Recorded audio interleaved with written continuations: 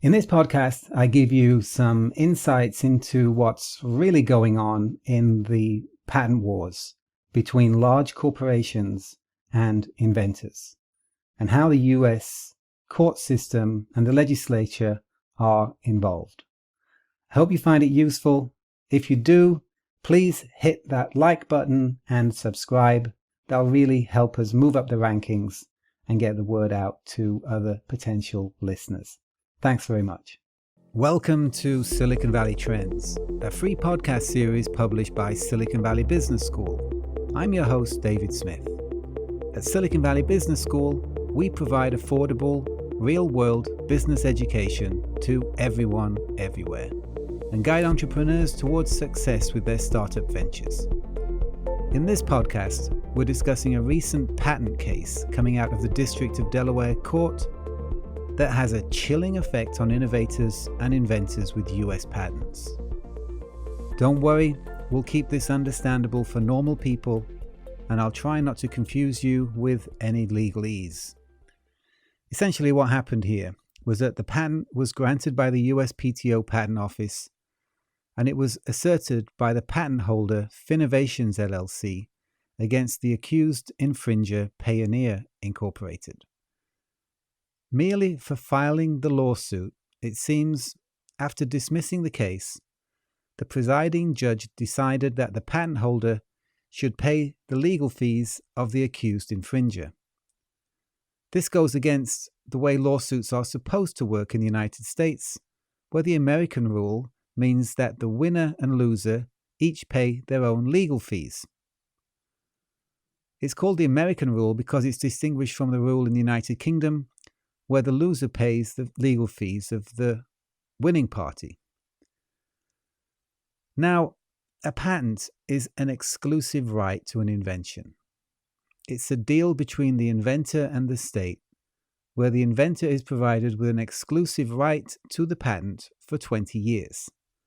And in exchange, the inventor discloses the invention so others can learn from it and they can enhance the knowledge of society as a whole.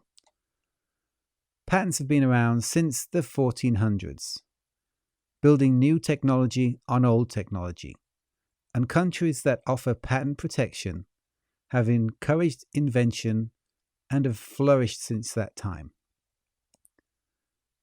As an exclusive right, the only thing you can do with a patent is use it to sue infringers in court, demanding a reasonable royalty, and in some cases an injunction blocking the sale of infringing products.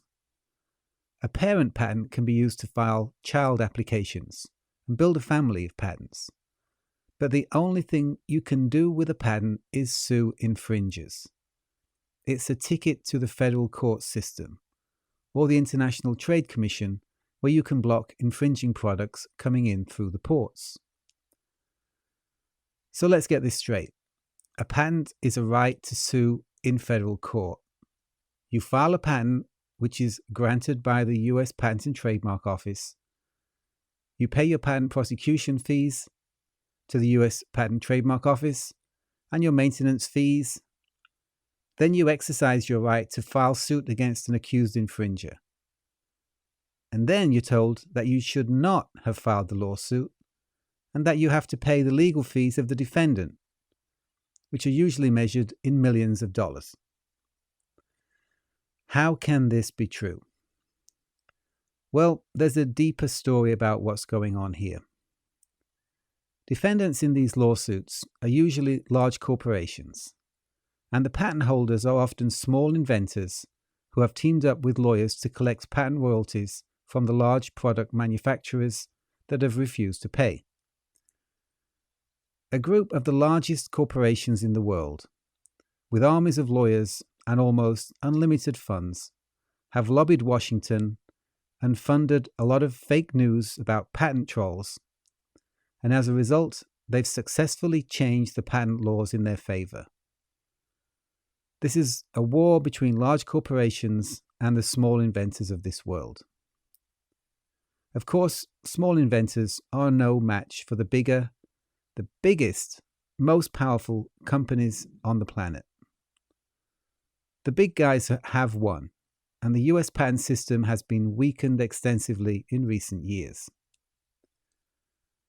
In the marketplace, large corporations are accustomed to using their muscle to bully small competitors. In the courts, the small company used to be able to get support from a jury and collect royalties when they prove that large corporations have stolen their inventions. It used to be difficult to bully the little guy in federal court, but not now. Now what's happening is that the big corporation hires the most expensive lawyers and threatens the patent holder that they will be forced to pay millions of dollars in legal fees unless they drop the case. An inventor may team up with a small law firm that offers work on a purely contingent basis.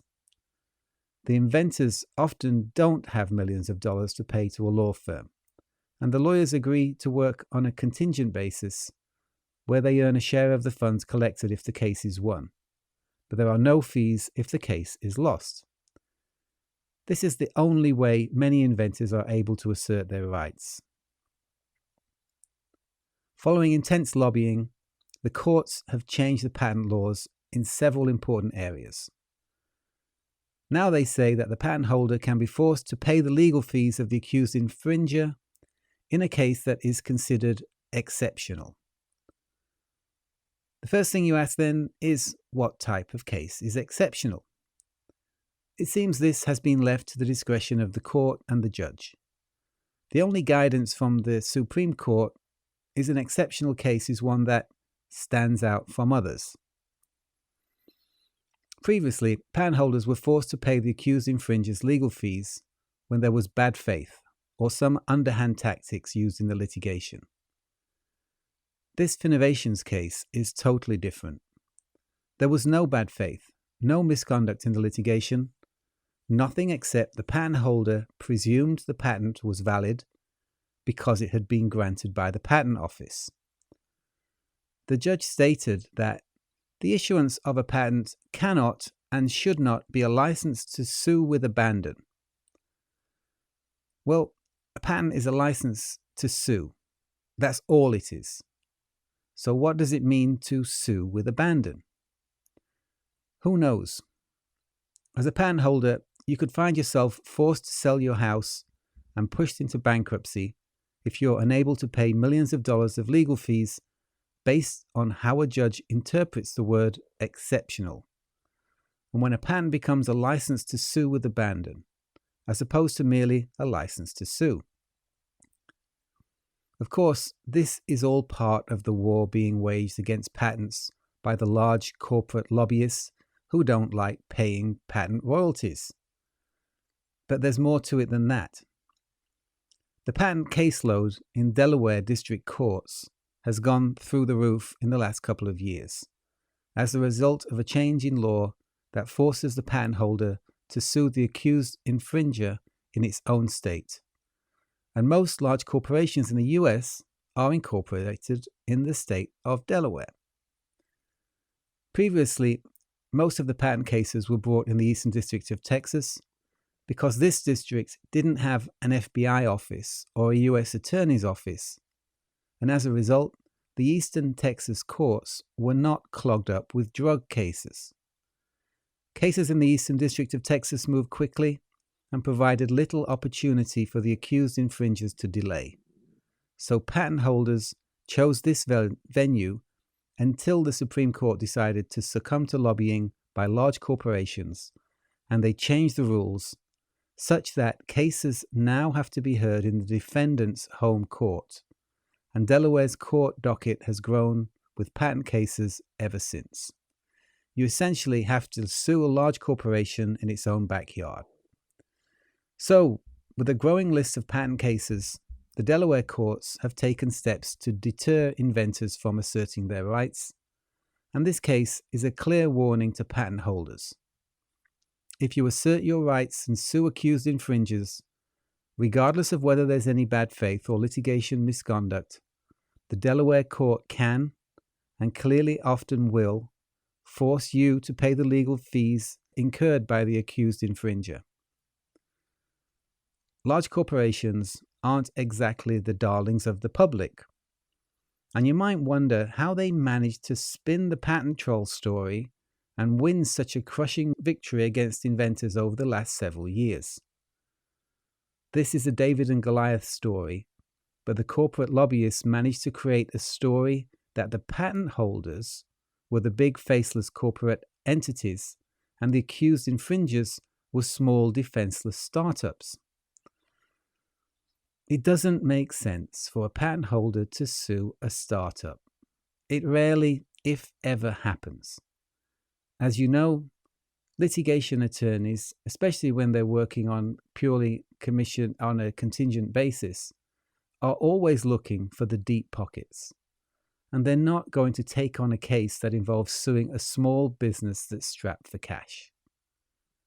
Nevertheless, the lobbyists produced a report claiming that patent trolls were crippling startups. Embarrassingly, the report was authored by an associate professor from my law school, Santa Clara Law, Colleen Chen. Instead of reporting on actual assertions against small companies, the report focused on venture capital investors and found that 75% of venture investors had shares in companies that had been accused of patent infringement by non-practicing entities, essentially patent holders that are not product manufacturing corporations themselves.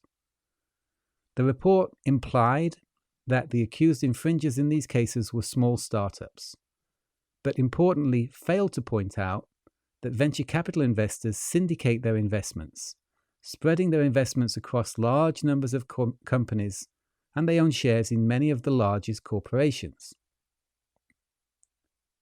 The venture capital investors might have shares in companies that have been sued for patent infringement.